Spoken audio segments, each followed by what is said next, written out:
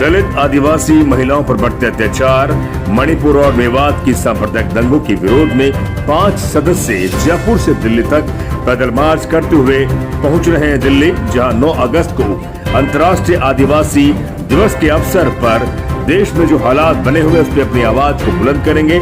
आज अलवर में press conference के दौरान तमाम सवालों का जवाब दिया।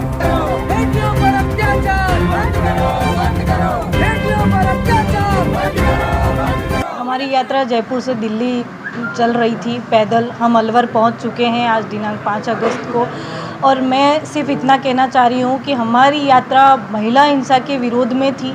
और अब जब हमारा लक्ष्य था कि हम दिल्ली विश्व आदिवासी दिवस के दिन जंतर मंतर में आदिवासियों, महिलाओं और दलितों के साथ हो रहे तमाम अत्याचारों के खिलाफ विरोध प्रदर्शन करें, लेकिन जो अभी हमारे देश में माहौल चल रहा है मेवात एरिया में, दिल्ली के क्षेत्रीय जो बॉर्डर के जो क्षेत्र है उन सभी में जो माहौल चल रहा है, उनको देखते हुए हम हमारी यात्रा जो पैदल चलने वाली थी उसको रोकते हुए, जो कई सारे संगठन हमारे ऊपर ये आरोप लगा रहे हैं कि राजस्थान में हिंसा में, महिला हिंसा में अग्रणी राज्य है, तो आप राजस्थान को क्यों नहीं देख रहे हैं। तो हम हमारी यात्रा अब दिल्ली में 9 अगस्त को पूरी ना करते हुए तोला गुज्जर जो भिलवाड़ा में हाल ही में एक बलात्कार केस हुआ है, हम हमारा 9 अगस्त का जो कार्यक्रम है भिलवाड़ा में तोला गुज्जर के यहीं हमारे कार्यक्रम की समाप्ति करेंगे। पैदल यात्रा हम यहीं पे समाप्त कर रहे हैं अलवर में 5 अगस्त के दिन, लेकिन 9 अगस्त को विश्व आदिवासी दिवस के दिन आदिवासियों के ऊपर और महिलाओं के ऊपर हो रहे तमाम अत्याचारों का विरोध प्रदर्शन अवश्य होगा। देश राष्ट्रीय स्तर पर विरोध प्रदर्शन जताया जाएगा। जिसे देश भर में जयस के नाम से जाना जाता है, उसकी प्रदेश नारी अध्यक्ष हैं साधना उइके, गोंड आदिवासी समुदाय से आती है। और हमारी साथी सोनिया जोया जी जो सीकर से हैं, ये भीम आर्मी के पूर्व उपाध्यक्ष राजस्थान के रहे हैं। और मैं कई सारे संगठनों के बीच कार्य करती हूँ, पर्टिकुलर किसी एक संगठन की सदस्य नहीं हूँ, लेकिन वर्तमान में आदिवासी एकता परिषद की मीडिया प्रभारी हूँ, राष्ट्रीय मीडिया प्रभारी। हमने तीनों बहनों ने ही मिलके इस यात्रा को प्रारंभ किया, तीनों ही चली और तीनों ही अपनी यात्रा समाप्त भी करेंगी। हमारा यात्रा का जो थीम है वो भारतीय महिलाओं की सुरक्षा पर सवाल यात्रा है। हम तीनों बहनें चाहती हैं कि देश के प्रत्येक राज्य में, चाहे वह किसी भी राजनीतिक दल की सरकार हो, उनसे सवाल करना कि आखिर क्यों 50% महिलाएं मतदाता के साथ जब अन्याय होता है तो सरकारें अपराधियों को बचाती है। इस मुख्य सवाल के साथ हम जयपुर के अंबेडकर सर्कल से होते हुए 30 जुलाई को हम अंबेडकर सर्कल हमने हमारी यात्रा को प्रारंभ किया, और आज यात्रा के 5वें दिन आपके बीच हैं, 6ठे दिन हम आपके बीच हैं। और आज आप सबके साथ पहली हमारी यात्रा के दौरान प्रेस वार्ता भी है। हमारा जो कार्यक्रम है वो 9 अगस्त विश्व आदिवासी दिवस के दिन करना था दिल्ली के जंतर मंतर में। देश की सरकारों को विश्व आदिवासी दिवस के दिन ये पूछना था कि आखिर देश के आदिवासी, देश के दलित और देश की महिलाएं कहाँ सुरक्षित है। इस सवाल को लेकर हम आपके शहर अलवर तक पहुंच चुके हैं।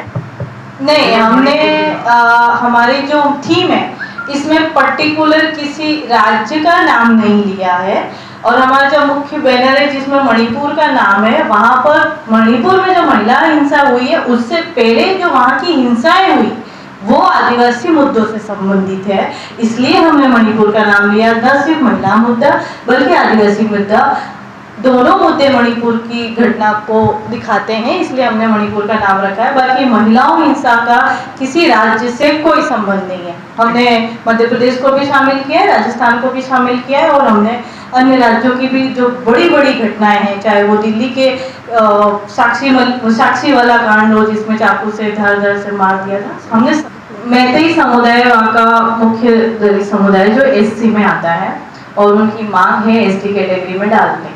तो दिल्ली निर्भया कांड जैसा एक कांड हमारे नज़र में आया। हम सोचे कि हम दिल्ली जाए या सागर जाए। फिर 4 दिन हुए चलते चलते और हमें भिलवाड़ा का तोला गुज्जर का मामला सामने आया। दिल्ली हम इसलिए जा रहे हैं क्योंकि हर राज्य में जहाँ जहाँ महिलाओं के साथ हो वहाँ हम जा नहीं सकते। देश की राजधानी है दिल्ली, और दिल्ली में जाकर देश के हर क्षेत्र में होने वाले महिला हिंसा के लिए हम देश की राष्ट्रपति महोदय जी से सवाल करना चाह रहे थे, ये हमारा उद्देश्य था। 13 लाख से ज़्यादा महिलाएं गायब हो चुकी हैं और सवाल पूछने वाला कोई भी नहीं है।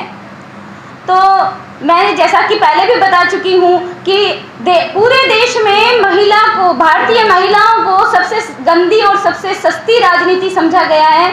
जब जब देश में इस तरीके के माहौल होते हैं, खास तौर से महिलाओं को टारगेट किया जाता है और यही हालात हर राज्य के हैं। इस विषय में हमें माननीय सुप्रीम कोर्ट की टिप्पणी को याद रखना चाहिए। लोकतंत्र के 4 स्तंभ हैं।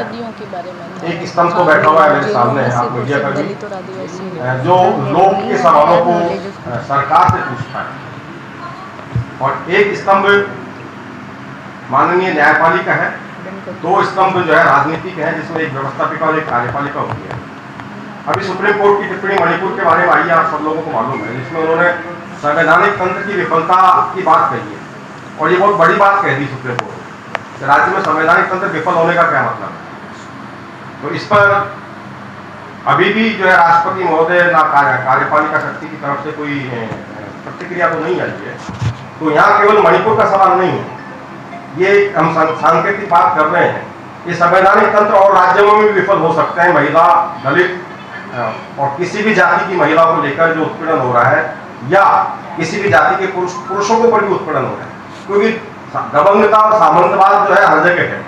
तो ये जो लॉ एंड ऑर्डर का मामला है, ये हर राज्य का मसला है, जिसमें मणिपुर में ये सवाल पर जो टिप्पणी आई संवैधानिक तंत्र की विफलता की, ये कहीं भी हर राज्य को अगर हम संवेदनशील तरीके से देखें तो ये उत्पीड़न की घटनाएं बढ़ रही हैं। उसमें सुप्रीम कोर्ट की टिप्पणी को ध्यान में रखते हुए हमारी सरकारों को, जिसमें केंद्र सरकार भी है और सभी राज्यों की सरकार है, उनको सजग तो होना चाहिए। ये सवाल जनता की तरफ से मीडिया को जरूर पूछना चाहिए, क्योंकि ये जो साथी हैं और भी जो साथी हैं या जो अपने अपने सीमाओं में क्षेत्रों में सवाल उठा रहे हैं, उनकी अपनी सीमाएं हैं। मीडिया इस सवाल को और मजबूती देगा तो मेरे ख्याल से ये बात दिल्ली और जयपुर तक जरूर पहुंचेगी, हर राज्य की राजधानी तक पहुंचेगी।